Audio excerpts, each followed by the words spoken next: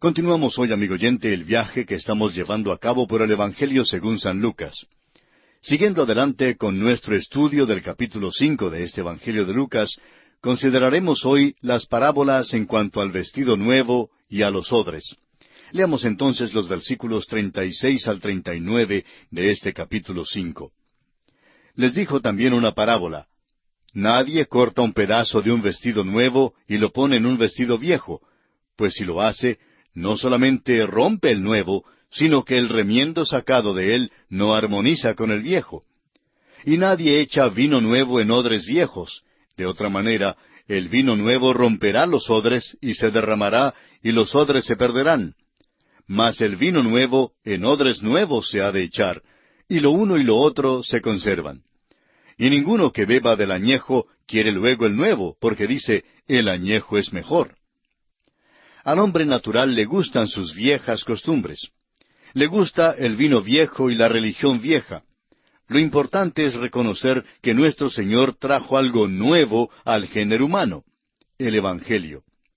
No vino al mundo para remendar un vestido viejo, no vino para añadir remiendos a la ley, vino para pagar la pena del pecado en la cruz del Calvario. Resucitó de entre los muertos y ahora nos viste a nosotros con sus vestimentas de justicia y nos da el nuevo vino del Evangelio.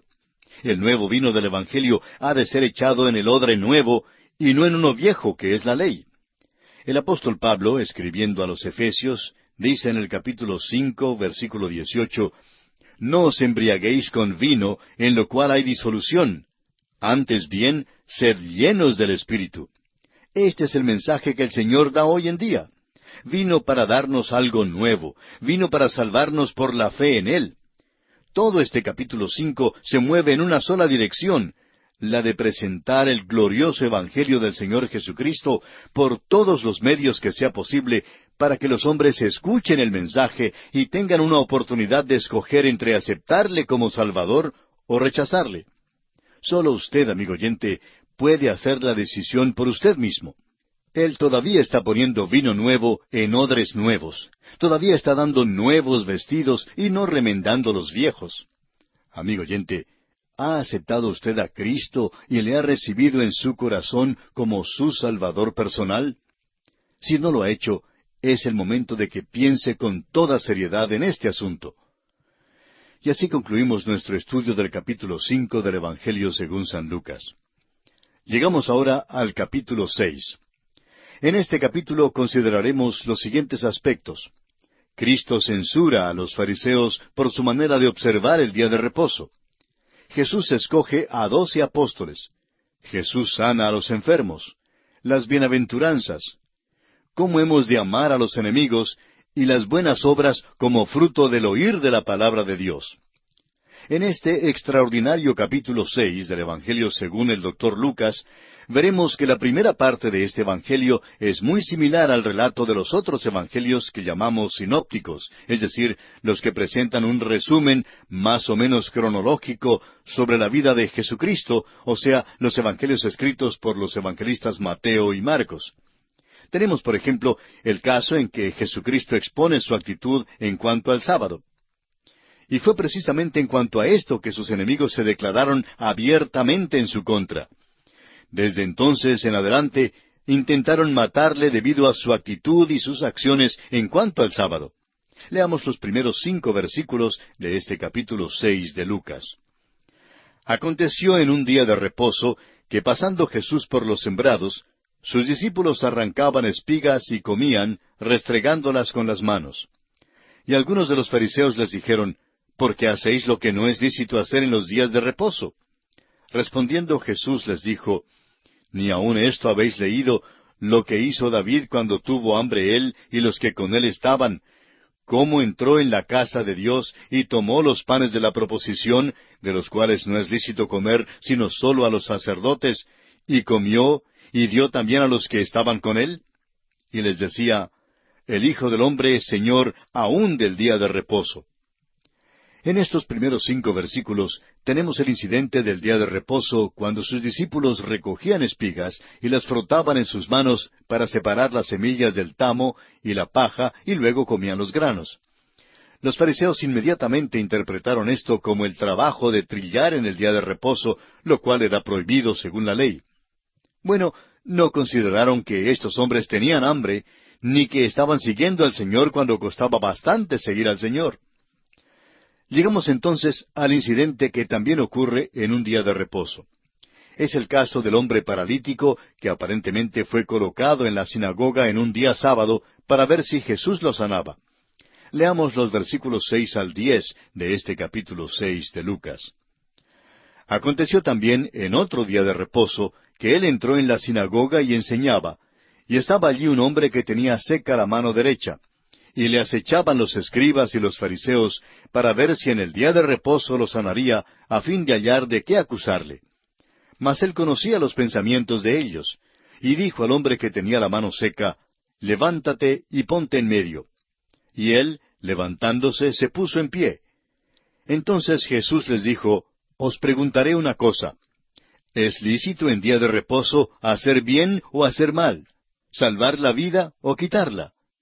Y mirándolos a todos alrededor, dijo al hombre, extiende tu mano. Y él lo hizo así, y su mano fue restaurada.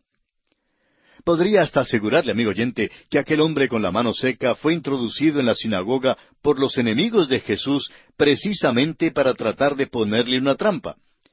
Pero lo que hicieron en realidad fue lisonjear a Jesús en una manera maravillosa, pues por su acción revelaron que creían que Jesús podía sanarlo. ¿Y sabe usted lo que pasó? Pues Jesús lo sanó. O sea que esta fue una ocasión en que los enemigos de Jesús estaban en lo correcto. Ahora, cuando Jesús sanó a este paralítico, inmediatamente usaron la ocasión para acusarle, diciendo, hizo esto en el día de reposo. Y créame, amigo oyente, según lo que dice aquí el versículo 11, y ellos se llenaron de furor, y hablaban entre sí qué podrían hacer contra Jesús. Lucas dice que conjuraron su muerte desde allí en adelante. Y ahora llegamos a una sección del Evangelio según San Lucas, que algunos creen relata los mismos acontecimientos en porciones paralelas en Mateo y Marcos. Pero nosotros creemos que no es así. Y más adelante le explicaremos por qué creemos que esto es algo totalmente nuevo, algo que no se incluye en los relatos de ninguno de los otros evangelistas. El asunto principal es la elección de los 12 apóstoles. Usted recordará que hace poco mencionamos que Jesús se encontró con sus discípulos. Él los conoció por primera vez en su viaje a Jerusalén. Mejor dicho, allí conoció a algunos de ellos, y entonces, en otra ocasión, Jesús, mientras caminaba a orillas del mar de Galilea, les pide que le sigan y que sean sus discípulos. Pero ellos aparentemente volvieron a la pesca. El Señor entonces vuelve a llamarlos, y según lo que leíamos en el capítulo 5, versículo 11, y cuando trajeron a tierra las barcas, dejándolo todo, le siguieron. Llegamos ahora a la escena que el doctor Lucas describe aquí en el 6º capítulo. Todos estos hombres que han sido llamados están con Jesús, y él procede entonces a la tercera etapa de la elección de los apóstoles. De entre todos estos discípulos, nuestro Señor elige a 12 hombres para servir como apóstoles, y estos 12 hombres son los mismos que también son mencionados por Mateo y Marcos. Al entrar ahora en el estudio de este pasaje, leamos los versículos 12 y 13, pero pasemos por alto los versículos 14 al 16, ya que contienen una lista de los 12 nombres. Los versículos 12 y 13 dicen, En aquellos días él fue al monte a orar, y pasó la noche orando a Dios. Y cuando era de día, llamó a sus discípulos, y escogió a 12 de ellos, a los cuales también llamó apóstoles. Consideramos que el versículo 12 es extraordinario, pues revela que hasta el propio Señor Jesucristo consideraba de suma importancia pasar toda una noche en oración a Dios. Ahora, ¿por qué lo hizo? Porque tenía ante sí la responsabilidad de elegir a 12 de estos hombres para que fuesen sus apóstoles. Y notemos que aún así, aún después de pasar toda la noche en oración, en el momento difícil, todos abandonaron al Señor Jesús y que uno le traicionó mientras que otro le negó. La lección importante aquí para nosotros es que los hombres de Dios siempre son elegidos por Él. Es verdad que candidatos hay muchos, pero considere usted lo que dice Juan 15:16. No me elegisteis vosotros a mí, sino que yo os elegí a vosotros, y os he puesto para que vayáis y llevéis fruto, y vuestro fruto permanezca. El doctor J. Vernon McGee, autor de estos estudios bíblicos, decía en cuanto a esto: estas palabras de Juan 15:16 me han dado muchísimo consuelo y aliento. Cuando el Señor me llamó, yo era un cajero en un banco, y nunca siquiera soñaba que algún día podría ser predicador. El hecho es que yo despreciaba y tomaba en poco a los predicadores. Así es que puedo decir que, en el caso mío, decía el doctor McGee, no fui yo quien le rogó al Señor para que me llamara a ser predicador, sino que Él me llamó a mí. Y por eso siempre me he sentido bien en cuanto a esto, pues si el Señor me llamó, entonces Él es responsable. Yo no le llamé a Él, fue Él quien me llamó. Y esto es maravilloso. El Señor dice: ustedes no me llamaron a mí, sino que yo los he llamado a ustedes. Y a mí me gusta esto, concluía el doctor McGee. Ahora dicen que la doctrina de la elección es algo que debiera infundirnos temor. Sin embargo, en realidad es una verdad que nos trae gran alivio y consuelo, si comprendemos lo que realmente significa. El Señor creyó esencial y práctico pasar toda la noche en oración antes de elegir a los 12 apóstoles. Y creemos que así también los hombres que son elegidos para la obra del Señor deben ser elegidos sobre la base de mucha oración. Debemos estar seguros que sean los que Dios elija. El manto de Elías no cayó por casualidad sobre Eliseo. Cayó providencialmente, según el plan de Dios. El proceder hoy en día que la Iglesia emplea para elegir a los hombres de Dios está muy alejado de las normas de Dios. Seguimos nuestros propios presentimientos y consideramos nuestros deseos egoístas. Usamos las varas de medir humanas en lugar de la vara de medir de Dios. Debemos pasar tiempo con Dios en oración antes de hacer las decisiones. Como dijimos, no vamos a leer los versículos 14 al 16, porque contienen la lista de los 12 discípulos que ya hemos visto en estudios anteriores. Pasemos entonces al versículo 17 y leamos hasta el versículo 19 de este capítulo 6 de Lucas. Y descendió con ellos, y se detuvo en un lugar llano en compañía de sus discípulos y de una gran multitud de gente de toda Judea, de Jerusalén y de la costa de Tiro y de Sidón, que había venido para oírle y para ser sanados de sus enfermedades. Y los que habían sido atormentados de espíritus inmundos eran sanados. Y toda la gente procuraba tocarle, porque poder salía de él y sanaba a todos. Como ya lo hemos dicho muchas veces, tome nota que eran multitudes las que fueron sanadas en esta ocasión.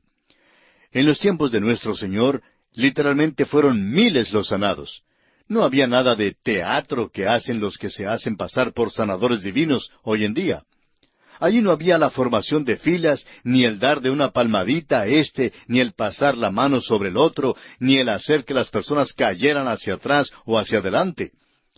Los que el Señor sanó, amigo oyente, no tenían que hacer nada. Nuestro Señor aún los sanaba desde lejos. Nos gustaría ver a algunos de estos curadores modernos sanar a enfermos desde lejos. Les sería posible desocupar los hospitales. Pero aquí tenemos la declaración categórica del doctor Lucas de que Cristo sanó a las multitudes. En cierta ocasión, durante su pastorado, el doctor J. Vernon McGee ofreció $100 a cualquier hombre o mujer que pudiese pasar adelante y substanciar el hecho de que había sido sanado por uno de estos curadores. Cierto día vino un hombre insistiendo en que él debía recibir el dinero. Dijo que su madre había sido sanada hace 50 años cuando vivía en otro estado de los Estados Unidos.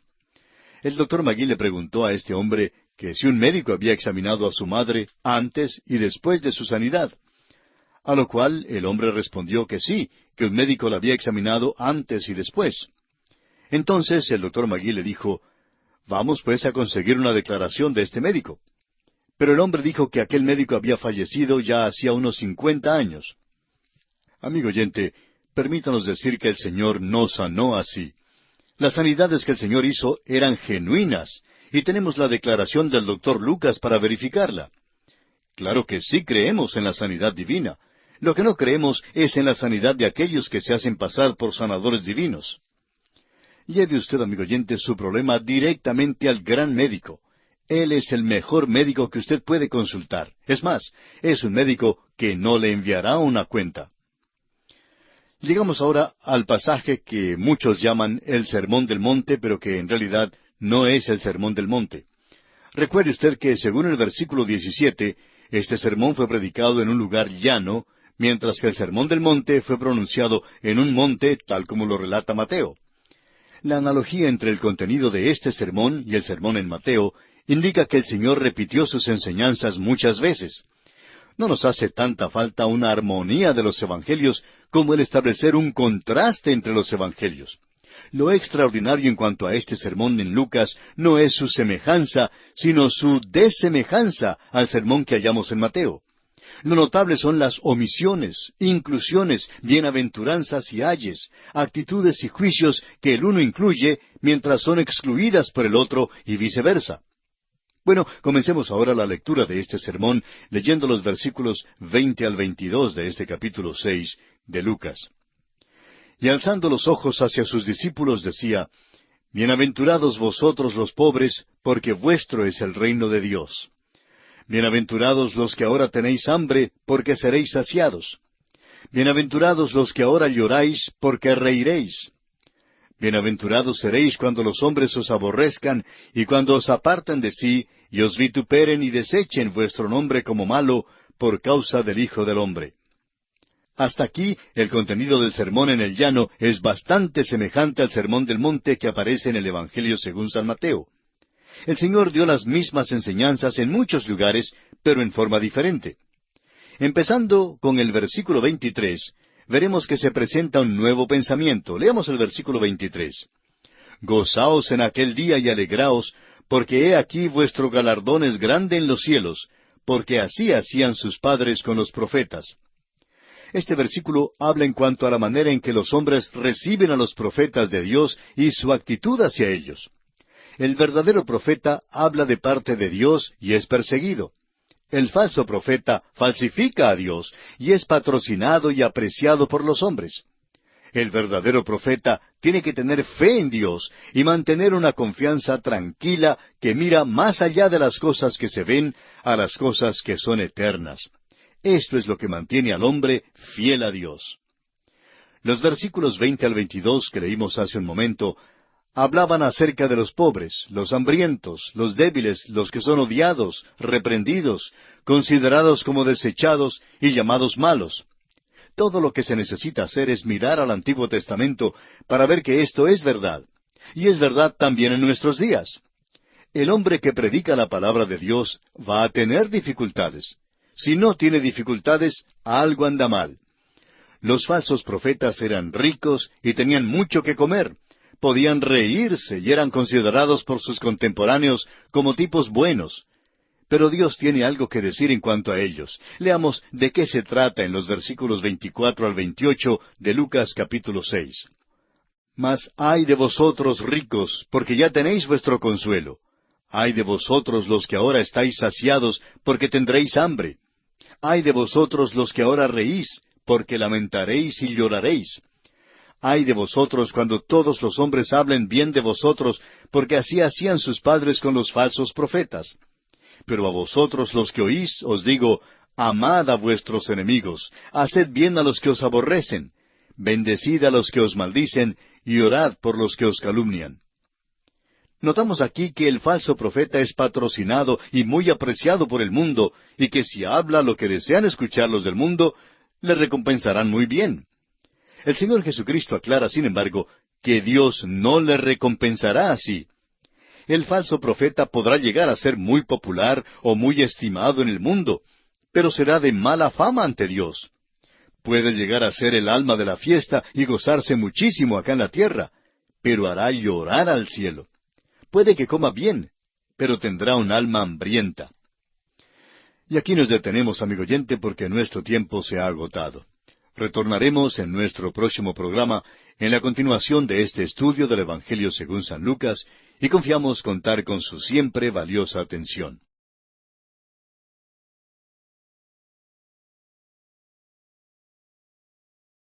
Continuamos hoy, amigo oyente, nuestro estudio del capítulo 6 del Evangelio según San Lucas. En nuestro programa anterior estábamos hablando sobre los falsos profetas. Y decíamos que el falso profeta falsifica a Dios y es patrocinado y apreciado por los hombres. Pero el verdadero profeta tiene que tener fe en Dios y mantener una confianza tranquila, una confianza que mira más allá de las cosas que se ven, que mira a las cosas que son eternas. Esto es lo que mantiene al hombre fiel a Dios. Los falsos profetas eran ricos y tenían mucho que comer. Podían reírse y eran considerados por sus contemporáneos como tipos buenos. Pero Dios tiene algo que decir en cuanto a esto. Y leímos los versículos 24 al 28. Pero para refrescar nuestra memoria, vamos a repasar una vez más estos versículos. Leamos entonces los versículos 24 al 28 de este capítulo 6 de Lucas. Mas ay de vosotros ricos, porque ya tenéis vuestro consuelo. Ay de vosotros los que ahora estáis saciados, porque tendréis hambre.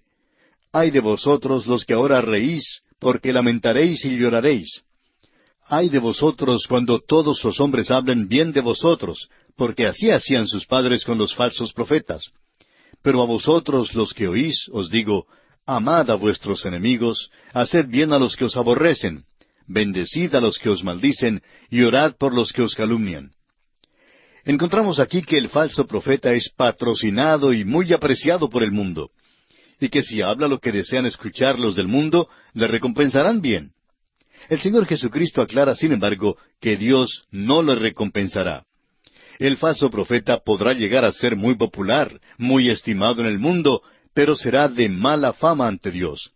Puede llegar a ser el alma de la fiesta y gozarse muchísimo acá en la tierra, pero hará llorar al cielo.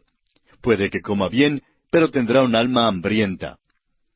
Continuamos hoy notando también lo que dice este pasaje en cuanto a los malhechores que son ricos. Es muy poco lo que se dice hoy en día en cuanto a los ricos impíos.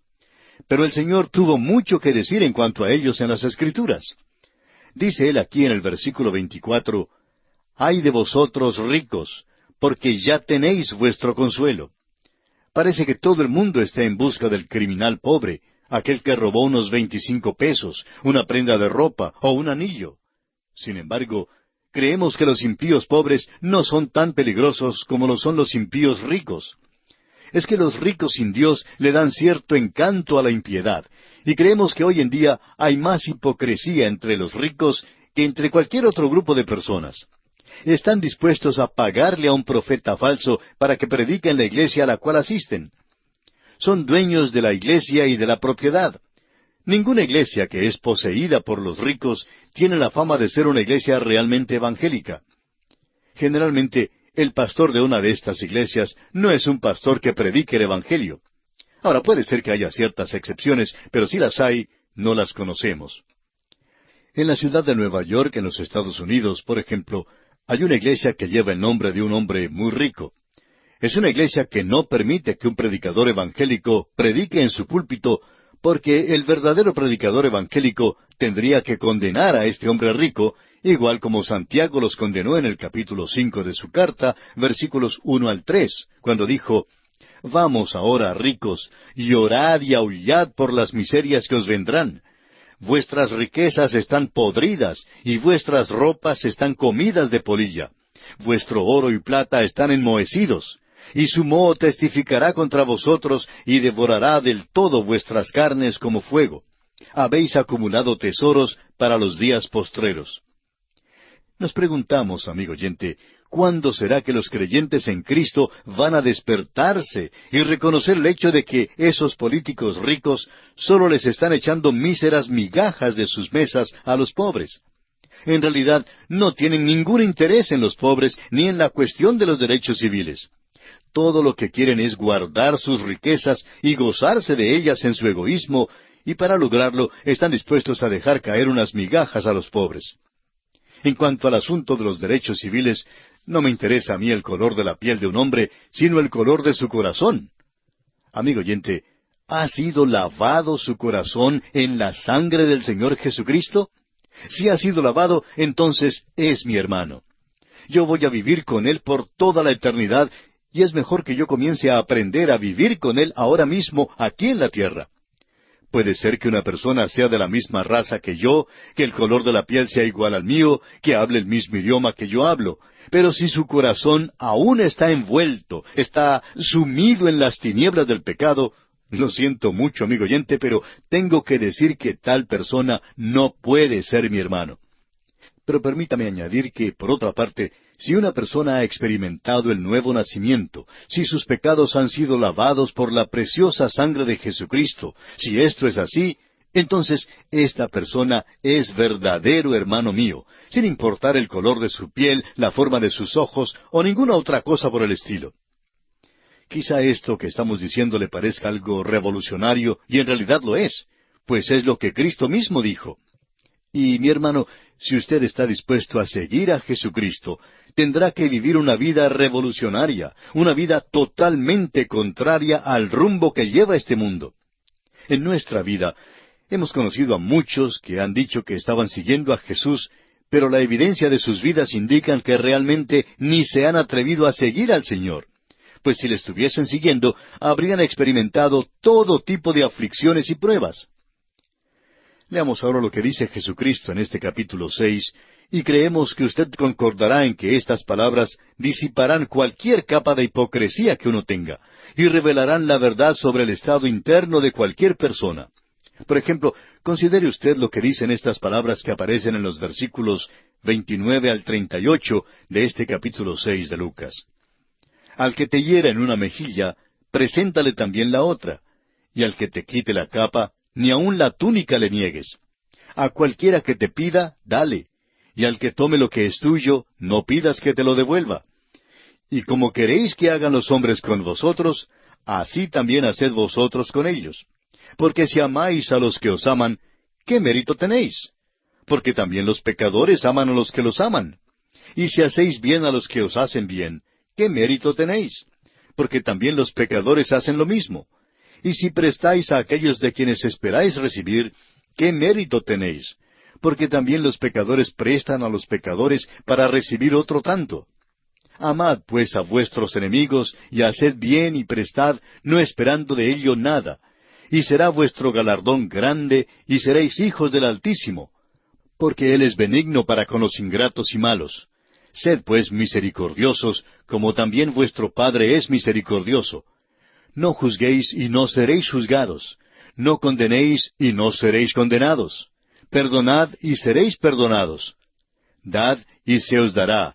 Medida buena, apretada, remecida y rebosando darán en vuestro regazo, porque con la misma medida con que medís, os volverán a medir. Hay muchos que dicen que están viviendo según el Sermón del Monte, y que creen que no tienen necesidad de un Salvador, pero su hipocresía se expone a plena vista a la luz de estas enseñanzas del Sermón del Llano, como pudiéramos llamarlo, que aparece aquí en este capítulo 6 del Evangelio escrito por el Dr. Lucas. Tenemos también a los que están tan dispuestos a criticar a los demás, los que tratan de esconder sus propias faltas, llamando la atención hacia las faltas de otros. Estas personas están muy dispuestas a plegarse a demostraciones públicas, a gritar consignas y proclamas contra esta o aquella injusticia, pero cuando estas mismas personas tienen que afrontar una decisión que afecte su propio bienestar, es muy raro que sus hechos respalden sus dichos. En cuanto a este tipo de hipocresía, escuchemos estas palabras candentes del Señor Jesucristo en los versículos 39 al 46 de este capítulo 6 de Lucas. Y les decía una parábola. ¿Acaso puede un ciego guiar a otro ciego? ¿No caerán ambos en el hoyo? El discípulo no es superior a su maestro, mas todo el que fuere perfeccionado será como su maestro. ¿Por qué miras la paja que está en el ojo de tu hermano y no echas de ver la viga que está en tu propio ojo? ¿O cómo puedes decir a tu hermano, hermano, déjame sacar la paja que está en tu ojo, no mirando tú la viga que está en el ojo tuyo? Hipócrita, saca primero la viga de tu propio ojo, y entonces verás bien para sacar la paja que está en el ojo de tu hermano. No es buen árbol el que da malos frutos, ni árbol malo el que da buen fruto. Porque cada árbol se conoce por su fruto, pues no se cosechan higos de los espinos, ni de las zarzas se vendimian uvas. El hombre bueno, del buen tesoro de su corazón saca lo bueno, y el hombre malo, del mal tesoro de su corazón saca lo malo, porque de la abundancia del corazón habla la boca. ¿Por qué me llamáis Señor, Señor, y no hacéis lo que yo digo? Estamos de acuerdo con usted en que este mensaje que estamos dando hoy no es uno de los más populares. El ministro de una iglesia que persigue la buena acogida general no es un ministro que se atreve a mencionar el pecado. Algunos pretenden usar los giros del psicoanálisis para explicar la extrema perversidad del pecado. Describen el pecado como una reliquia de una jungla teológica. Tratan de decir que el pecado no es un crimen contra Dios. Y son muchos los predicadores modernos que tienen miedo de decir que Dios odia el pecado y que Jehová es un hombre de guerra. No es suficiente, amigo oyente, lisonjear al ego, felicitar la soberbia, consentir al pecado con una sonrisa, ni tratar al cáncer del pecado con una crema de belleza. El pecado no puede curarse con una prescripción filosófica que es atendida por los placeres del mundo. El único lugar a donde uno puede acudir es al pie de la cruz. Allí, amigo oyente, Dios no le dará un simple masaje o algo que le hará sentirse mejor, sino que Dios le operará empleando una cirugía mayor y le hará una nueva criatura en Cristo Jesús. Amigo oyente, este es el mensaje que tenemos aquí en el Sermón del Llano. Es un mensaje que se complementa con el Sermón del Monte y es un mensaje que el Señor dio muchas veces. Notemos ahora que el Señor concluye esto con una parábola que también incluyó en el Sermón del Monte. Leamos los versículos 47 al 49 de este capítulo 6 de Lucas. Todo aquel que viene a mí y oye mis palabras y las hace, os indicaré a quién es semejante. Semejante es al hombre que al edificar una casa, cavó y ahondó y puso el fundamento sobre la roca. Y cuando vino una inundación, el río dio con ímpetu contra aquella casa, pero no la pudo mover, porque estaba fundada sobre la roca. Mas el que oyó y no hizo, semejante es al hombre que edificó su casa sobre tierra, sin fundamento, contra la cual el río dio con ímpetu, y luego cayó, y fue grande la ruina de aquella casa. Y ahora, amigo oyente, preste mucha atención. Voy a decirle lo que este pasaje me dice a mí. Este pasaje me revela que soy pecador delante de Dios, y en verdad me presenta tal cual soy, quitando todo encubrimiento. Y esto es precisamente lo que teme la multitud. El Señor Jesús revela en este pasaje que yo soy pecador y que necesito de un Salvador. Sin embargo, hay una roca sobre la cual puedo edificar, y esta roca es Cristo Jesús. El apóstol Pablo, escribiendo su primera carta a los Corintios, dice en el capítulo 3, versículo 11, porque nadie puede poner otro fundamento que el que está puesto, el cual es Jesucristo. Amigo oyente, ¿sobre cuál fundamento está usted construyendo? ¿Dónde está su casa? ¿Está construida sobre la roca que es Cristo Jesús, o está sobre la arena? Si a usted le es posible leer el Sermón del Llano sin darse cuenta que es un pecador perdido y destinado al infierno, sentimos verdadera lástima por usted. Sentimos lástima por el pobre rico que todavía no ha escuchado el Evangelio. Escuche usted el mensaje del Señor y póngase en la roca sólida que es Cristo Jesús. Él le salvará sin dinero y sin precio si acude a Él con fe y confía en Él de todo corazón. Y así, amigo oyente, concluye nuestro estudio del capítulo 6 del Evangelio según San Lucas. Y llegamos ahora al capítulo 7. En este capítulo, Cristo halla una fe más grande en el centurión gentil que en cualquiera de los judíos. Jesús sana al siervo ausente. Levanta de los muertos al hijo de la viuda de Naín. Responde a los mensajeros de Juan. Testifica de Juan y se muestra amigo de los pecadores. En este 7º capítulo del Evangelio según San Lucas, encontramos este primer incidente, el del centurión, que tenía un sirviente que fue sanado por Jesucristo desde una distancia. Y usted recordará que ya tuvimos este mismo incidente en nuestro estudio del capítulo 8 del Evangelio según San Mateo, así que si usted nos perdona, no entraremos en detalles en cuanto a este caso, ya que lo tratamos ampliamente en nuestro estudio del Evangelio de Mateo. Pero ahora, al llegar al versículo 11, tenemos algo que solo es mencionado por el Dr. Lucas, y es la historia de la resurrección del hijo de la viuda de Naín.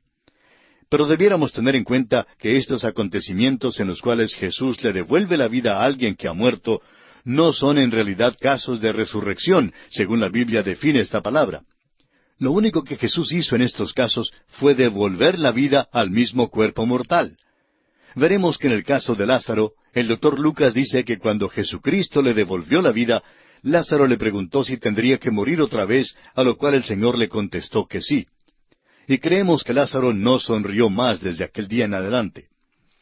Bueno, me imagino que al atravesar por las puertas de la muerte, cualquier persona pensará que una vez es suficiente. Pero cuando ocurra la verdadera resurrección, y hasta ahora hay solo una persona que ha resucitado de entre los muertos con un cuerpo glorificado, y esa persona es el Señor Jesucristo mismo. Él es la primicia de entre los que duermen. Y uno de estos días, los muertos en Cristo y aquellos que estemos con vida, si Jesucristo viene durante nuestra vida, seremos cambiados. Es decir, seremos transformados, recibiendo un cuerpo de resurrección, un cuerpo glorificado, y todos seremos tomados para estar con el Señor.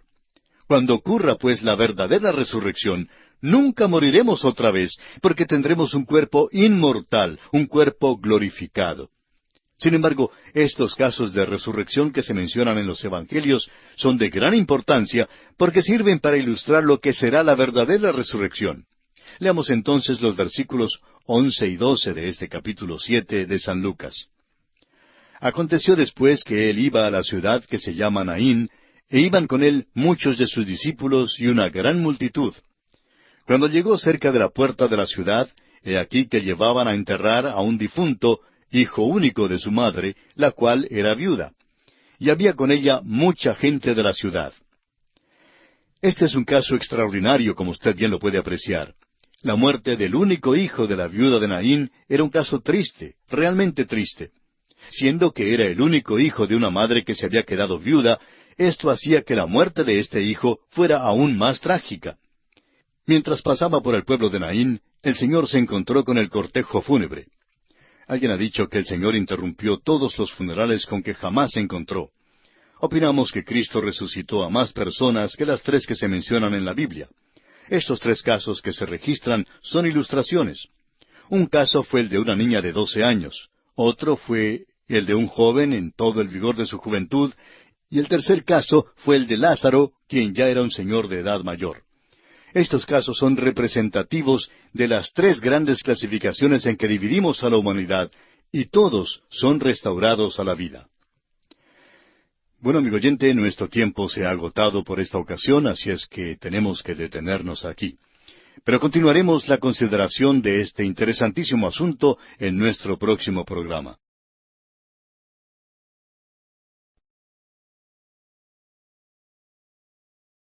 Continuamos hoy, amigo oyente, nuestro estudio del capítulo 7 del Evangelio según San Lucas. En nuestro programa anterior comenzamos a considerar el caso de la resurrección del hijo de la viuda de la ciudad de Naín. Y decíamos que la muerte del hijo de esta viuda era un caso realmente triste, porque se trataba del único hijo de una madre que se había quedado viuda. Y eso, por supuesto, hacía que la situación fuera aún más trágica. Mientras pasaba por el pueblo de Naín, el Señor se encontró con el cortejo fúnebre. Ahora alguien ha dicho que el Señor interrumpió todos los funerales con que se encontraba. Opinamos que Cristo resucitó a muchos más que las tres personas que se mencionan en la Biblia. Estos tres casos que se registran son ilustraciones. Un caso fue el de una niña de 12 años. Otro fue el de un joven en todo el vigor de su juventud. Y el tercer caso que se menciona es el caso de Lázaro, quien ya era un señor de edad mayor. Estos casos son representativos de las tres grandes clasificaciones en que dividimos a la humanidad, y todos son restaurados a la vida. Hoy continuaremos considerando este caso de la viuda de Naín, y vamos a leer los versículos 13 y 14 de este capítulo 7 de San Lucas. Y cuando el Señor la vio, se compadeció de ella y le dijo, «No llores». Y acercándose tocó el féretro, y los que lo llevaban se detuvieron. Y dijo, «Joven, a ti te digo, levántate». Jesús levantó a este joven de los muertos por consideración a esta madre tan sola y triste. Él tuvo compasión de esta mujer y de su situación. Tocó el ataúd en el que estaba acostado el joven y le habló. Siempre usó el mismo método para levantar a los muertos. Les habló directamente. Y uno de estos días Él vendrá otra vez. La Escritura nos dice en la primera carta del apóstol Pablo a los Tesalonicenses, capítulo 4, versículos 16 y 17, porque el Señor mismo con voz de mando, con voz de arcángel y con trompeta de Dios, descenderá del cielo, y los muertos en Cristo resucitarán primero. Luego nosotros, los que vivimos, los que hayamos quedado, seremos arrebatados juntamente con ellos en las nubes para recibir al Señor en el aire, y así estaremos siempre con el Señor. Amigo oyente, el Señor volverá con una gran voz. Su voz será como la voz de arcángel y con trompeta de Dios, y aquella voz solitaria llamará a los muertos en Cristo de entre los muertos. Siempre utilizaba el mismo método para restaurar la vida. Sin embargo, no usaba este mismo método en sus otros milagros. Por ejemplo, una vez abrió los ojos de un ciego simplemente hablándole. En otra ocasión, los ojos de un ciego fueron abiertos cuando los tocó. Y aún en otra ocasión, ungió los ojos de un ciego y luego lo envió a lavarse en un estanque. Vemos pues que Jesús usó 3 métodos diferentes para abrir los ojos de los ciegos. Es fácil ver que si estos 3 hombres se hubieran juntado, nunca se hubieran puesto de acuerdo en cuanto al método que debe ser usado para poder recibir la vista, y quizá cada uno habría comenzado su propia denominación. Uno de estos hombres habría insistido en que todo lo que era necesario era que Cristo le hablara. Habría insistido en que todo lo que se necesita es que la persona crea y que esa es la única manera en que uno puede venir a Cristo. El otro hombre podría haber dicho, espere un momento, es necesario que Jesús le toque. Este hombre alegaría que lo necesario era tener una experiencia como la de él para poder ser salvado. Pero el tercer hombre quizá hubiera dicho, espere un momento, ninguno de ustedes tiene razón en cuanto a sus conclusiones. Yo creo que es necesario ir al estanque para lavarse. Y así, estos 3 hombres bien podrían haber fundado cada uno una nueva denominación. Quizá usted, amigo oyente, crea que la ilustración en cuanto a los 3 hombres es algo necia y quizá sea así. Sin embargo, esto es lo que han hecho los hombres. Disputan tanto en cuanto a los puntos más pequeños, los puntos menudos, los puntos que realmente no tienen nada de importancia. Lo realmente importante es entrar en contacto con el Señor Jesucristo. La salvación, amigo oyente, viene solamente por la fe y la confianza en su obra consumada en la cruz. Bueno, volviendo a este caso, notemos que cada vez que Jesús levantó a alguien de entre los muertos, usó el mismo método, les habló. Leamos ahora el resto de esta historia en los versículos 15 al 17 de Lucas, capítulo 7. Entonces se incorporó el que había muerto y comenzó a hablar, y lo dio a su madre. Y todos tuvieron miedo y glorificaban a Dios, diciendo, un gran profeta se ha levantado entre nosotros, y Dios ha visitado a su pueblo. Y se extendió la fama de él por toda Judea y por toda la región de alrededor. Y aquí concluye pues el caso de la resurrección o de la devolución a la vida del hijo de la viuda de Naín. Y llegamos ahora a otro aspecto importante. Leamos los versículos 18 al 20. Los discípulos de Juan le dieron las nuevas de todas estas cosas. Y llamó Juan a 2 de sus discípulos y los envió a Jesús para preguntarle, ¿eres tú el que había de venir o esperaremos a otro? Cuando pues los hombres vinieron a él, dijeron, Juan el Bautista nos ha enviado a ti para preguntarte, ¿eres tú el que había de venir o esperaremos a otro? En este tiempo, Juan el Bautista envió a algunos de sus discípulos al Señor Jesús para hacerle unas preguntas, porque Juan estaba confundido en cuanto al significado de ciertos eventos. Ahora hemos conocido ya a Juan el Bautista en nuestros estudios de los Evangelios de Mateo y de Marcos, y vimos que su vestir era muy pintoresco y extraño. Y hoy en día también hay quienes adoptan una manera de vestir peculiar. Vivimos en un día cuando se le hace gran énfasis al modo de vestir y al modo de peinarse. Parece que hoy en día estas cosas han llegado a ser muy importantes. Tanto es así que algunos piensan que con solo adoptar cierto modo de vestirse o de peinarse han llegado a ser personas muy religiosas. Pero creemos que la adopción de este ropaje estrafalario solo puede indicar que usted ha llegado a ser algún chiflado religioso. Es verdad que Juan el Bautista se vistió de una manera muy extraña, pero su vestir no fue lo que le hizo un hombre tan extraordinario.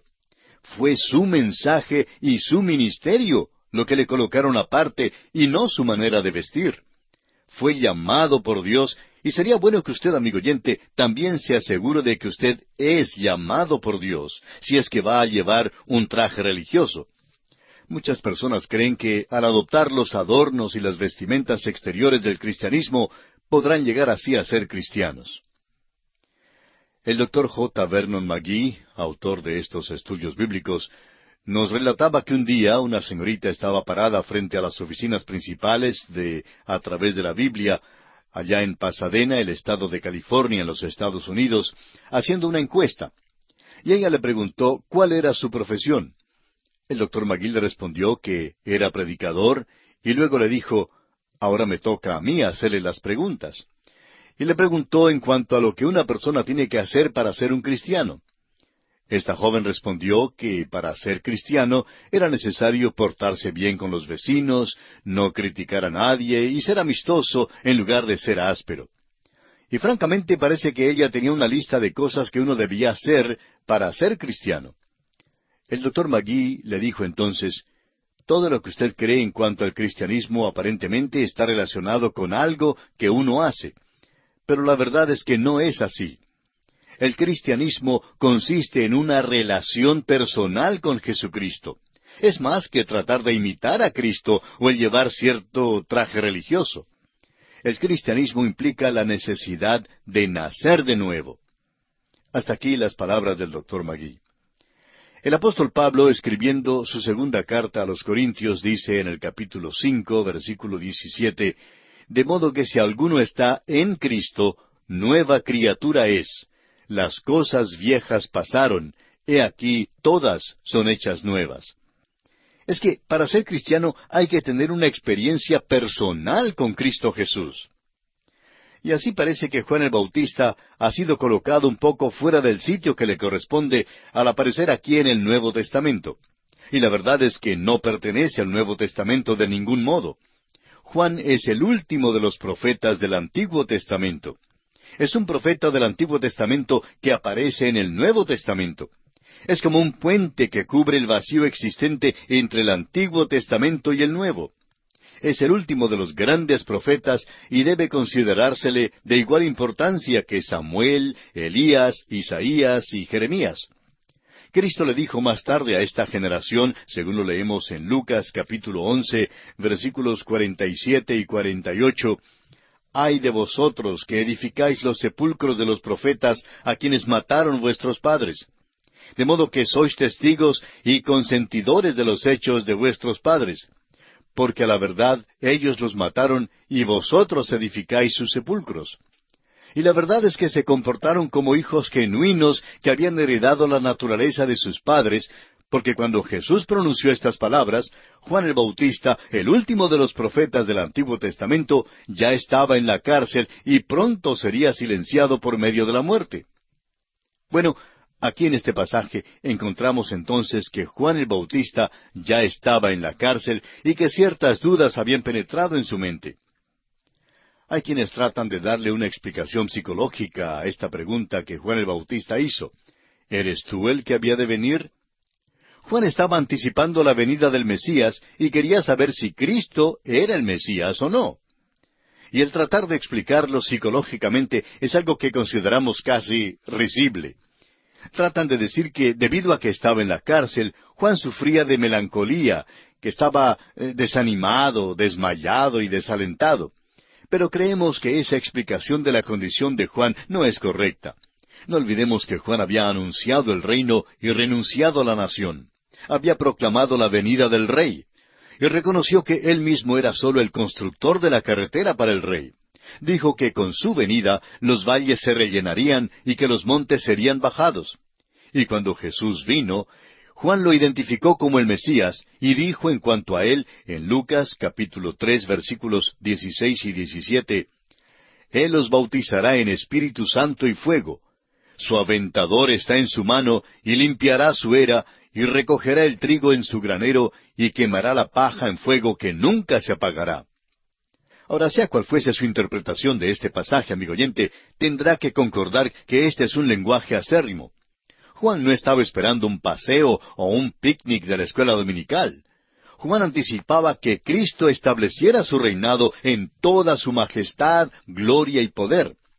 Pero el hecho es que nada de esto había sucedido, y por tanto, Juan envió a 2 de sus discípulos para preguntarle a Jesús si él era el Cristo a quien estaba esperando, o que si debían esperar a otro. Ahora fíjese que el Señor Jesús recibió cordialmente a los mensajeros, pero los dejó esperando. Leamos los versículos 21 al 23 de este capítulo 7 de Lucas.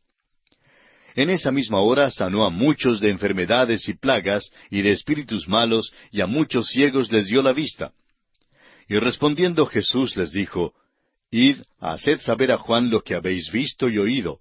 Los ciegos ven, los cojos andan, los leprosos son limpiados, los sordos oyen, los muertos son resucitados, y a los pobres es anunciado el Evangelio.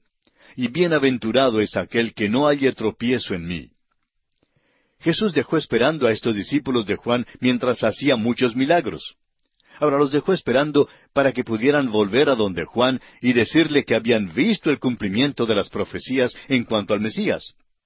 Y si es que usted, amigo oyente, quiere comprobar la exactitud de la profecía cumplida, Isaías capítulo 35, versículos 4 al 6 declaran, Decid a los de corazón apocado, esforzaos, no temáis. He aquí que vuestro Dios viene con retribución, con pago. Dios mismo vendrá y os salvará. Entonces los ojos de los ciegos serán abiertos y los oídos de los sordos se abrirán.